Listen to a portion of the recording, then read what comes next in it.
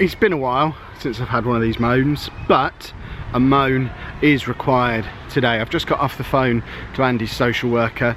She phoned Anna this afternoon and relayed a message to her that I wanted to clarify because it seemed so stupid. To cut a long story short, and it was a half-hour telephone conversation I've just had, and I'm not going to recap the whole thing to you, but I'm going to give you the headlines and ask you for some advice about what you feel we should do next.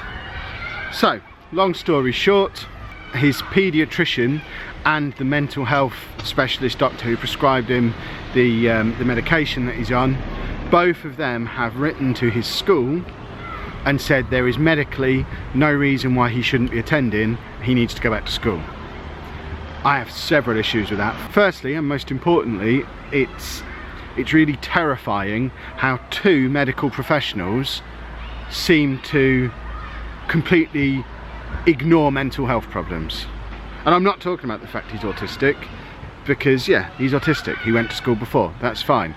But the reason he's not attending school at the moment, and hasn't attended for the last year and a half, and it's medically diagnosed, the reason he's not attending is because of the severe anxiety that he's feeling at the prospect of going. He is absolutely terrified of going to that place.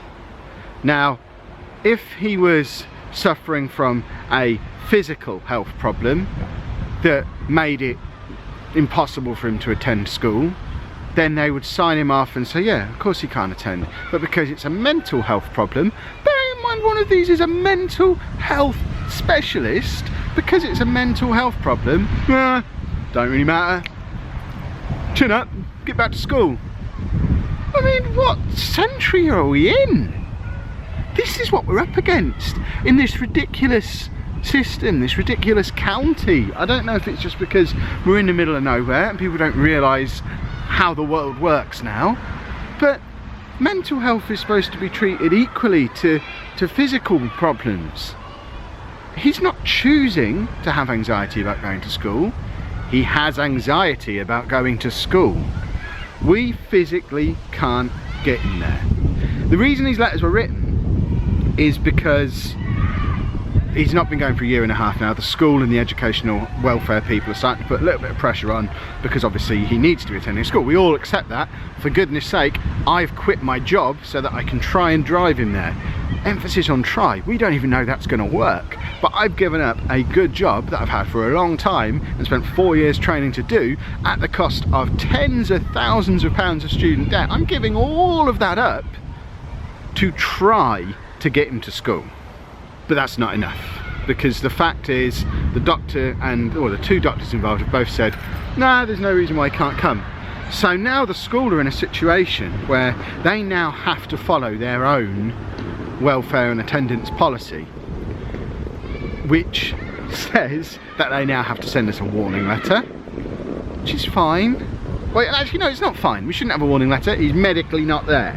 But I can accept a letter. But the problem is, if we then don't get him back in as a response to the letter, the next step that they are now forced to follow is they have to take Anna to court because she's not getting him to school. Now, and fantastically, she's of a similar view. We're both of a view that if they're going to take us to court over this, in the words of Dwayne "The Rock" Johnson, bring it.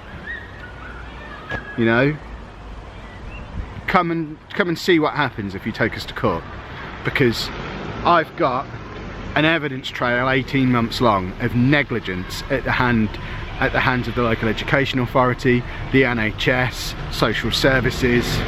Not only that, we've now got a following of 3,000 people on this channel who've watched 6 months of this story develop. It had already been going on a year at that point, but you've watched the last 6 months of this story develop. You've seen how every opportunity we can, we bend over backwards to try and get him back to school. We're doing everything. There is nothing more we can do. Anna is 5'1" tall. Andy is the same height as her. He turns 13 this year. Are you telling me that a 5'1" woman is supposed to be able to physically force, on her own, with no transport, a teenage boy the same size as her to go to school? She doesn't drive, she can't even knock him out and bundle him into a car. The only way to get him there at the moment while I'm still working is if he agrees to get in the school transport, because Anna can't manhandle him on her own, and she shouldn't. But not only that, no one else involved in the process is willing to manhandle him, which is good, because we wouldn't let them do that either. But they've never tried, they've never offered. Because obviously, they know they can't do that. Well, why isn't it obvious that we can't do that either? And the solution, the ridiculous solution I've just had presented to me on the phone was, can't you just bring him in for a few weeks? Oh, finally, someone has figured it out. Why don't I just bring him in for a couple of weeks? If only we'd thought of that 18 months ago. These are the same people who, when I told them back in February that I was considering quitting my job so I could bring him to school, absolutely had a fit about it. They were terrified. They spent 20 minutes trying to convince me not to, because they were worried about the financial implications it would have on our family. Now luckily, because of YouTube, because of books, because of various other things, the financial implications are, yeah, it's going to be a bit of a hit, but we'll be fine, we'll be okay. I'd rather not have to do it financially, but they don't know that. They tried to convince us that I shouldn't give up, whereas now they are fully aware that I handed in my notice before Easter. They're fully aware that I only have 4 weeks left at work, and now their solution is just take him to school for a few weeks, it'll be fine, it'll take the heat off a little bit. He goes to school 10 miles in one direction from our house. So if our house is here, he goes to school 10 miles this way.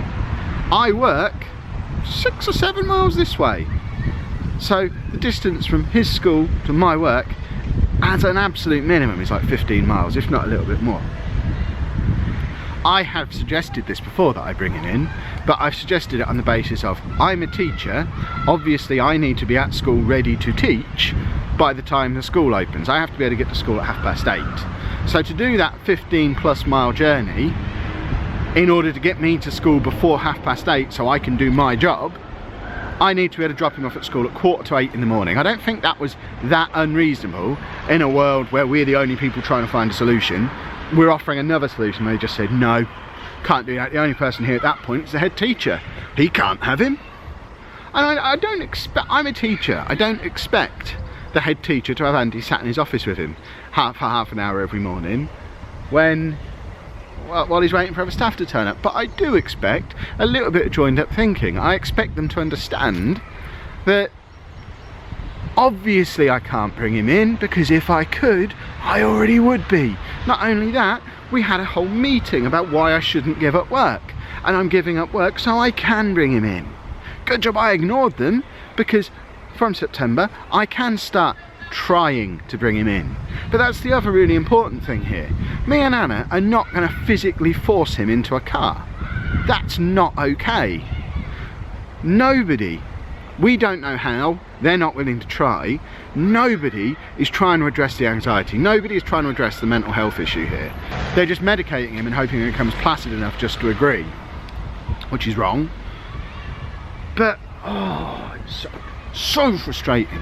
So I said it was going to be long story short. I've talked for nearly 10 minutes now. So let's get to the punchline. The bit I could talk about this for another half an hour. It will come up again as this story develops, no doubt. But what I wanted to ask you lot your advice on is it now time to take the nuclear option that I've been sitting on for a year, since I first mentioned that it was something I was considering to everyone who was involved?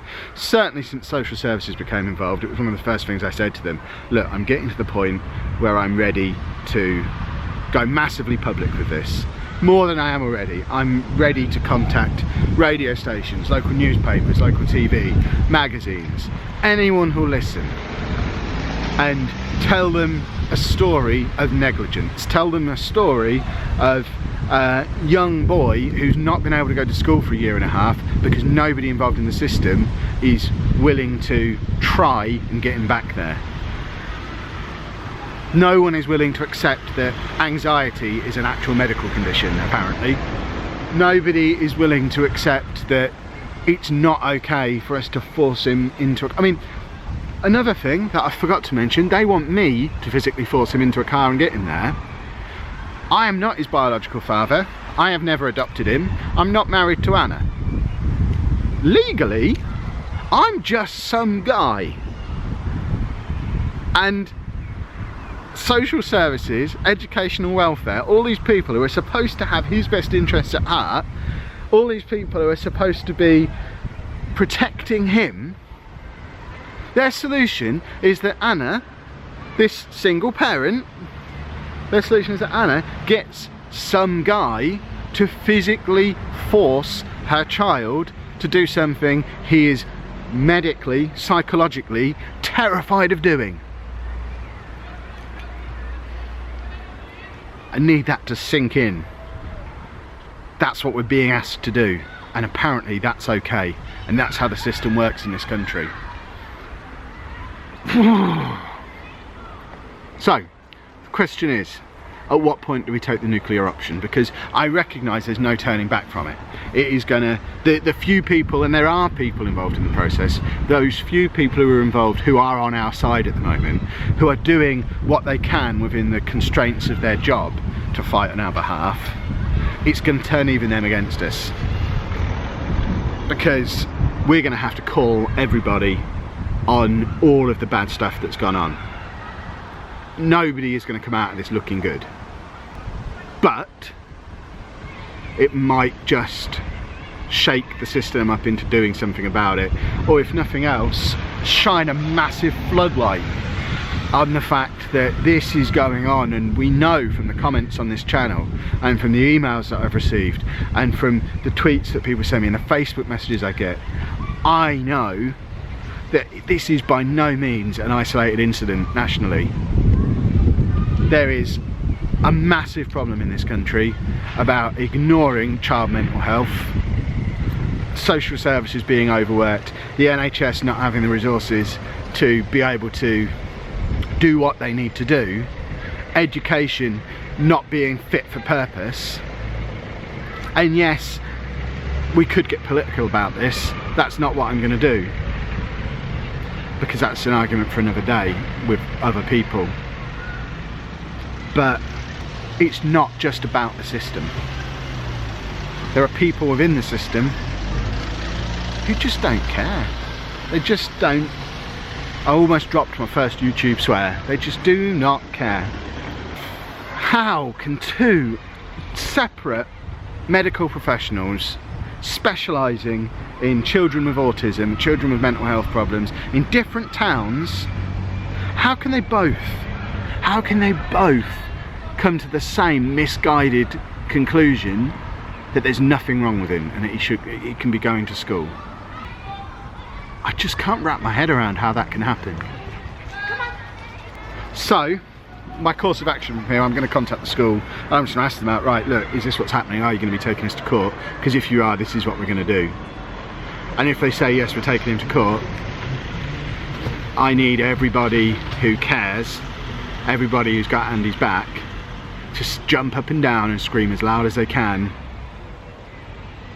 and get someone to listen to us, because it's not right. We've done everything we can. We've gone over and above what we should be capable to do. I mean, looking at it, trying to separate myself from it a little bit, looking at it cynically from a story point of view for, I don't know, any TV show that deals with this kind of stuff, a magazine, a newspaper, a radio. There could be a media tour. There's so many people who could be interested in this story, because just a very quick bullet point run through of the facts. Autistic kid got bit at school by another kid. School didn't do anything about it. He decided he didn't want to go anymore. The bruise took 6 months to clear up. That's how bad it was, this attack from another student that wasn't dealt with. He then stops attending. The school, during that 18 months, have made no attempt to send any work home. They've made a couple of half-hearted attempts to try and get him back in, but anytime something looks like it might be about to work, they pull it because they can't afford to do it anymore. On the flip side of that, we've done everything in our power to try and get him back.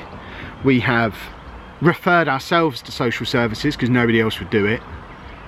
that was a battle in itself. Just to get social services involved was a battle that I had to go through last year, arguing with people from the county council that we needed a social worker because we needed somebody who could look at it from our side.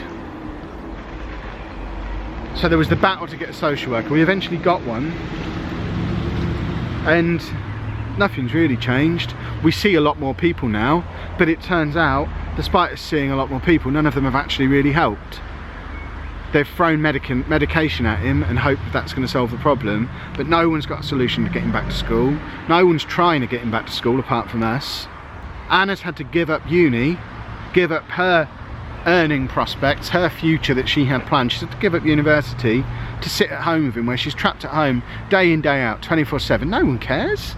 No one involved in the system takes that into account. In fact, what they do is, when they talk to her, they question her. You know, they accuse her of not being able to cope. Well, you try being trapped at home for 18 months with a person, any person. Doesn't matter how much you love them, doesn't matter who they are, doesn't matter how old they are, how big they are, or whether they've got autism or whether they haven't. You trap yourself in a room with one person for 18 months. Yeah, you're not going to be able to cope with that very well, understandably. And they act like it's something that she should just take in your stride. I'm here, giving up my job, giving up my school holidays to constantly take him to all these different places, taking him across the county because there's no services locally. If he needs to go to the dentist, it's a 45-minute journey away. If he has to go to the doctors, if he has to go to the dietitian, the paediatrician. Half term just gone, 4 of the 5 days we were faffing about doing appointments. And I've quit my job, and none of that is enough apparently. I'm not doing enough. Anna's not doing enough. Well, no, this nonsense stops now. The people who aren't doing enough are the professionals who are supposed to be doing something to try and solve this problem. Nobody cares, nobody's doing anything about it, and we've had enough. If they decide that they're going to try and take this through the courts, not only are we going to turn up and we're going to love every minute of it and we're going to fight, but we're going to get the biggest crowd of people we can possibly muster through whatever means we possibly can to help fight on our behalf as well. Because this is not okay, and it's not just about Andy. This is a problem that's going on everywhere across the country. Something needs to be done about it, and if no one else can be bothered to, I sure as heck will.